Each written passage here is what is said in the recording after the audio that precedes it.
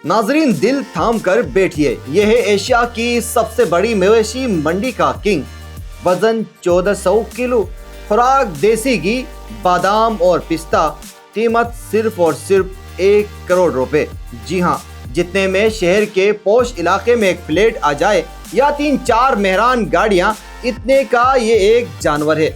लेकिन सवाल ये है कि 1 करोड़ का जानवर मुकद्दस फरीजा है या मंडी की सियासत, ब्रांडिंग और सोशल मीडिया व्यूज का एक महंगा तमाशा।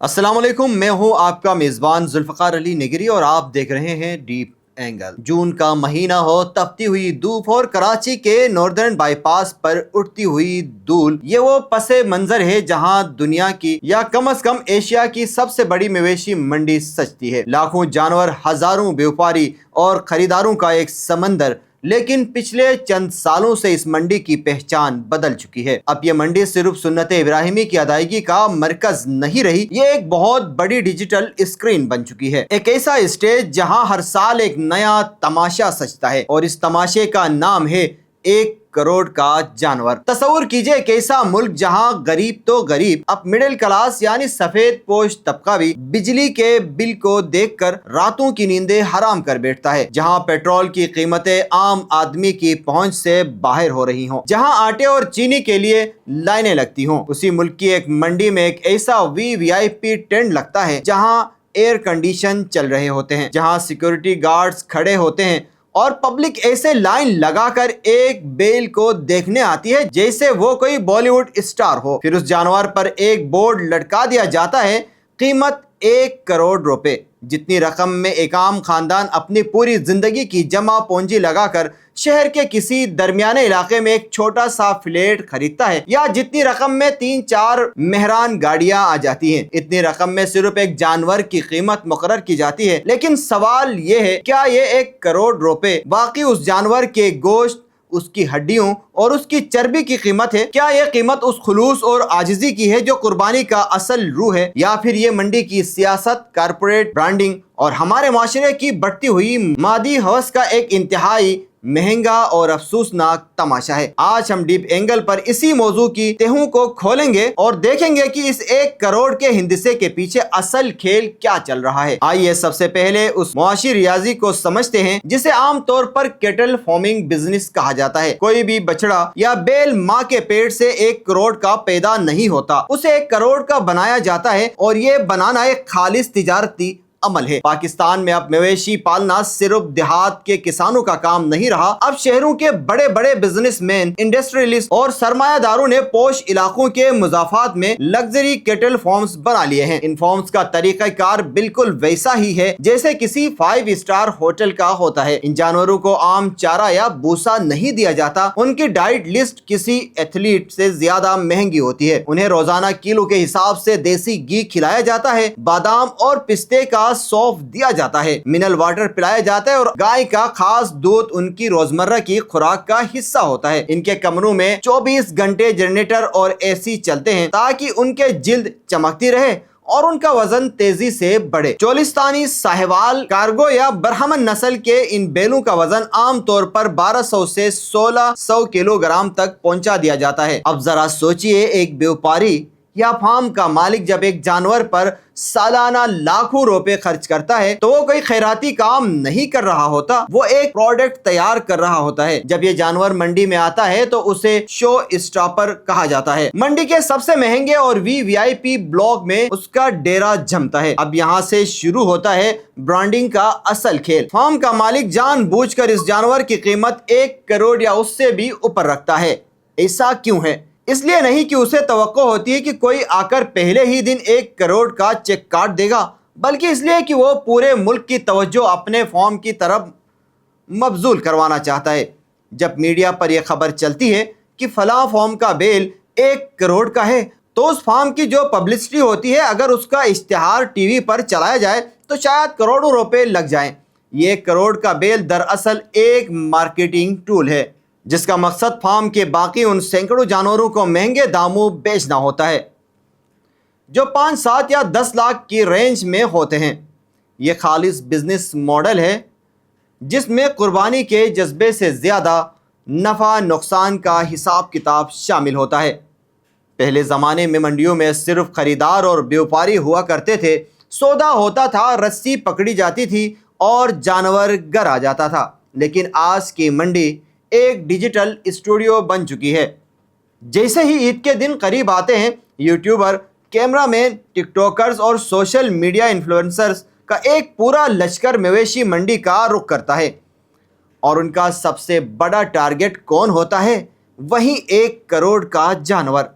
آپ یوٹیوب کھول کر دیکھ لیں، آپ کو تھم نیلز ملیں گے۔ ایشیا کے سب سے مہنگے بیل نے منڈی میں انٹری مار دی۔ اس بیل کے نخرے چیک کریں، مالک نے 1 کروڑ کی آفر ٹھکرا دی۔ یہ ڈیجیٹل کنٹینٹ کی دنیا کا وہ چسکا ہے جو لاکھوں ویوز بٹورتا ہے۔ لوگ اپنے گھروں میں بیٹھ کر اے سی آن کر کے موبائل اسکرینز پر ان جانوروں کی ویڈیوز دیکھتے ہیں اور کمنٹس میں سبحان اللہ اور ماشاء اللہ لکھتے ہیں، لیکن اس کے پیچھے کی نفسیات کو سمجھنے کی ضرورت ہے۔ سوشل میڈیا نے اس مہنگے جانور کو ایک پبلک انٹرٹینمنٹ بنا دیا ہے۔ اب بات صرف جانور کی خوبصورتی تک محدود نہیں رہی، اب جانوروں کے باقاعدہ فین پیجز بنتے ہیں، بیلوں کے نام رکھے جاتے ہیں۔ کوئی سلطان ہے، کوئی ٹائیگر ہے، تو کوئی کنگ خان۔ ان کے گانوں کے ساتھ سولو موشن ویڈیوز بنتی ہیں، ان کی واک یعنی چال کا مقابلہ ہوتا ہے۔ اس پورے ماحول نے خریداروں کی نفسیات کو بھی بدل دیا ہے۔ جو یہ مہنگے جانور خریدتے ہیں وہ صرف اللہ کی رضا کے لیے نہیں خرید رہے ہوتے، اگرچہ نیتوں کا حال اللہ جانتا ہے، لیکن وہ یہ جانور اس لیے خریدتے ہیں تاکہ جب وہ جانور ان کے علاقے یا سوسائٹی میں اترے تو وہاں کے لوگ ویڈیوز بنائیں۔ جب وہ جانور ان کے گھر کے باہر باندھے تو پورے شہر کے لوگ اسے دیکھنے آئیں، ان کے بچے اس کے ساتھ سیلفیاں لے کر انسٹاگرام پر پوسٹ لگائیں اور لکھیں ہمارا سلطان آ گیا۔ یہ قربانی جو انسان کے اندر کی انا، اس کے تکبر اور اس کی بڑائی کو ذبح کرنے کا نام تھی، وہ اب انسان کے انا کو مزید موٹا اور تگڑا کرنے کا ذریعہ بن چکی ہے۔ جس تہوار کا مقصد عاجزی تھا، اسے ہم نے اسٹیٹس سمبل اور شو بازی کا سب سے بڑا سالانہ ایونٹ بنا دیا ہے۔ جب ہم ایشیا کی سب سے بڑی مویشی منڈی میں اس 1 کروڑ کے جانور کو دیکھتے ہیں تو دراصل ہمیں اس ملک کے اندر موجود 2 پاکستان صاف نظر آتے ہیں۔ یہ وہ معاشی تضاد ہے جو کسی بھی حساس دل رکھنے والے انسان کو جھنجھوڑ کر رکھ دیتا ہے۔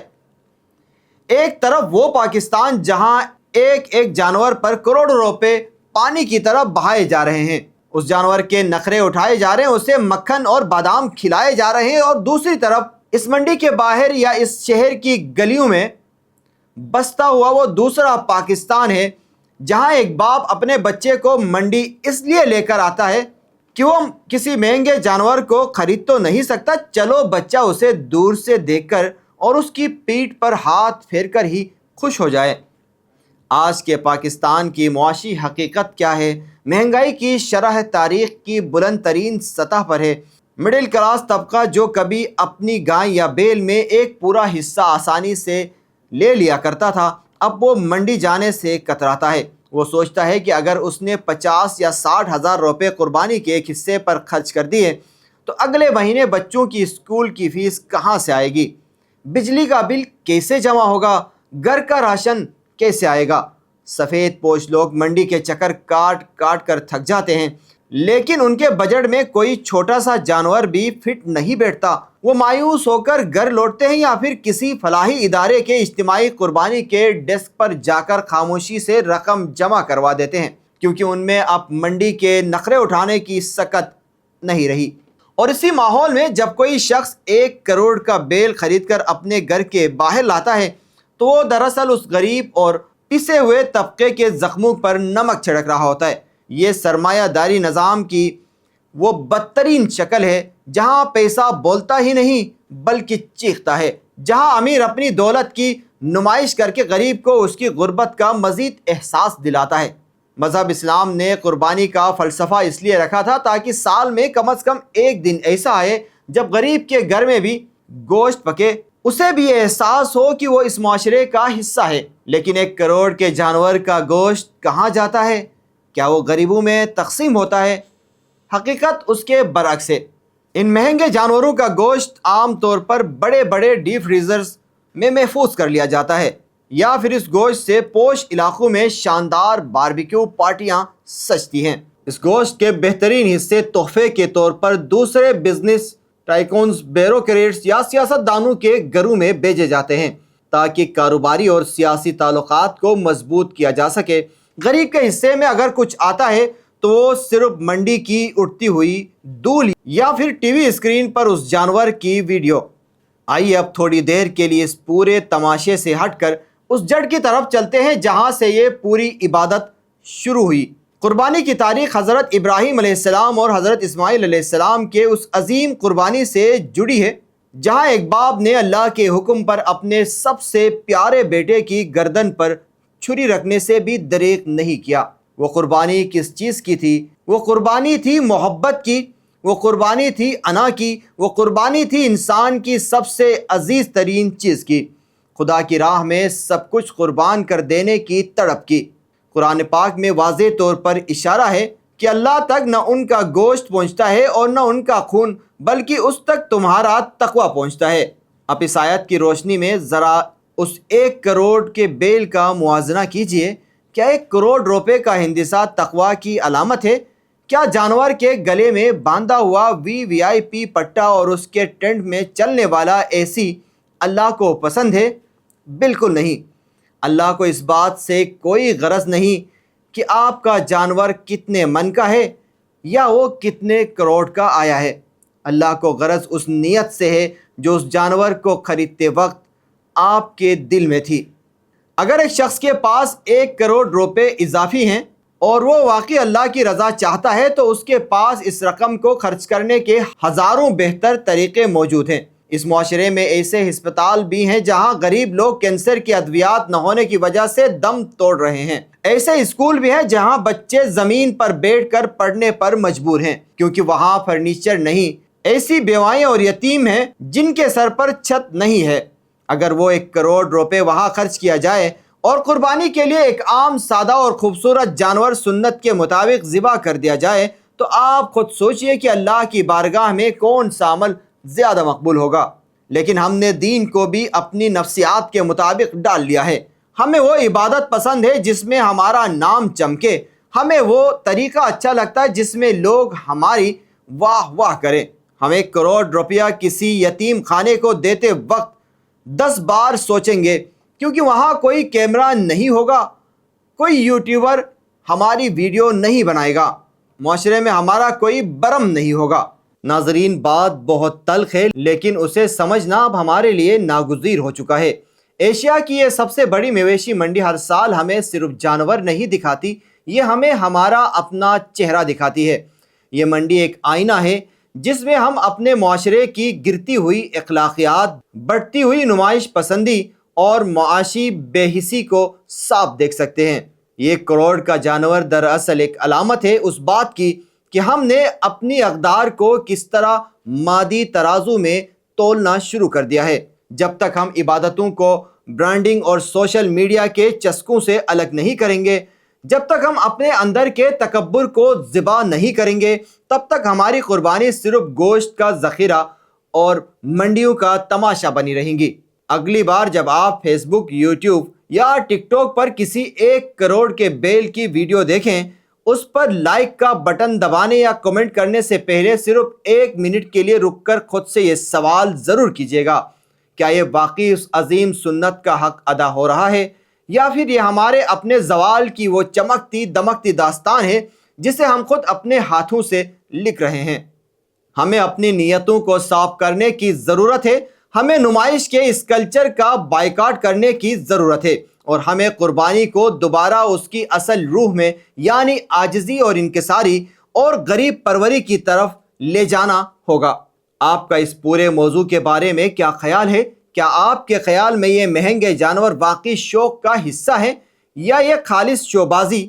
اپنی رائے کا اظہار کمنٹ سیکشن میں ضرور کیجیے گا۔ ڈیپ اینگل کے اس خاص تجزیے سے فی الحال اتنا ہی۔ اپنے میزبان کو اجازت دیجیے۔ اپنا اور اپنے ارد گرد کے لوگوں کا بہت خیال رکھیے گا۔ اللہ نگہبان۔